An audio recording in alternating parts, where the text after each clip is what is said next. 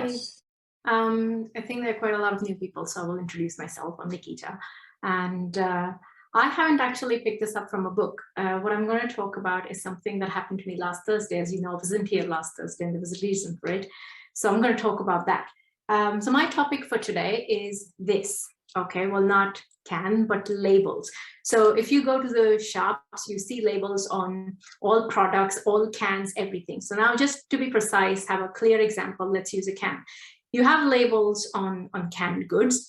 They tell you exactly what's in the can. They give you the contents, not just the picture and everything, but the nutritional value and all that. And based on that, you can decide whether you want to buy it or not. Now imagine if the can didn't have a label and it all was like that, you wouldn't be able to decide whether you want to buy it or not, or what's in it, right? So labels have a purpose, and they help us organize our thoughts as well, because when I buy this and bring it home, then I know to organize my dry storage. So I have all vegetables stacked up together, I have spices stacked up differently and all that. So labels really help us organize things in our head, and they tell us what to expect. And usually what a label tells you, that's what you get. Now, labels are not just for cans and stuff. We actually give labels to people around us, and people give us labels as well, as you might know. So what labels do is, as you know, what you see on the label, that's usually what you get. Now, you all might have friends who are clever, smart, funny, some are stupid, some are boring, some are reliable, unreliable, punctual, lazy, losers, suckers, negative, positive, all those friends or people that you know, right? So when we have these labels allocated to people, that's what we usually get. That's what you see in them as well. And to quote Stephen Young, people live up to your expectations, not their potentials. They might have potential to be punctual, but because you've allocated them that label, that's how it's going to be. And there's two reasons for it. Firstly, if remember your childhood, if someone kept calling you stupid or lazy, that's how you tend to behave, because once you're given that label, that kind of becomes your guiding point. You align your behavior in line with the title or the label that you're given. If you're constantly called a good girl or a good boy, you tend to naturally behave as a good girl or a good boy in your childhood. For lack of time, I'm not going to go into depth of that, but you remember that, right? Being called good girl or good boy in school, and before doing something naughty, you think 10 times and go, no, but I'm the good boy, it would ruin my image, and you don't do it. Vice versa, if you're called the bad boy, the naughty boy, you don't care. You do things any which way, because well, that's what my teacher expects from me. That's what my parents expect from me. So that's what labels do for us. Now there's another category. You give these labels to people, but not to their faces. So your parents probably said to you, good girl, good boy, but you don't go to your friend and you categorize them. You're the boring one, by the way. You're the stupid one, by the way. You're the clever one, by the way. You don't do that. But you will notice they still behave in exactly those ways, the way you've labeled them. They live up to your expectations, and that's because of the cognitive bias. Because when you've labeled someone as stupid, they do something stupid that registers with you, because that's our cognitive bias. That's what we're looking for now. And then we think, oh, well, see, there you go. I told you he's stupid. Even if they do something clever, it goes unrecognized, unnoticed, because you have this cognitive bias. But the same action now, the friend that you've called clever, if he does it or she does it, you don't recognize it as stupid. You just think, oh, well, that's reasonable. That could happen to anyone. That's how it happens. So people live up to these labels that you allocate them.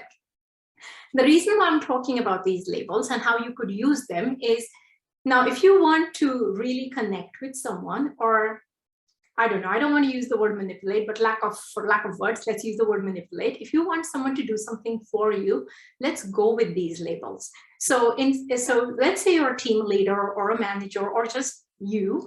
If you want someone to do something, you think someone is constantly being late, for example, in your team, you say to them, you're the late one, you're unreliable. They are bound to behave the same way. Now change that label and tell them that you're the most punctual person here, you're reliable. What happened yesterday?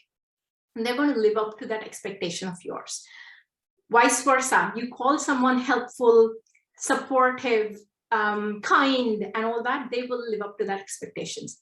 The reason I'm talking about this is because last Sunday, I forgot to charge my car and I got into a lot of trouble. I will describe the trouble later, but long story short, I could not charge my car. My phone was out of charge and everything.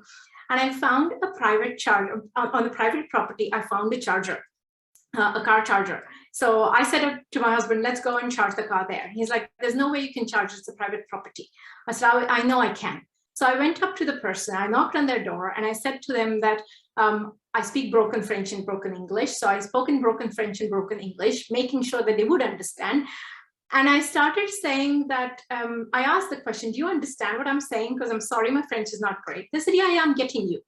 So I said, oh, thank you. You're so kind, you're so helpful and so understanding, because most people ignore me because they're not as kind as you, they're not as helpful.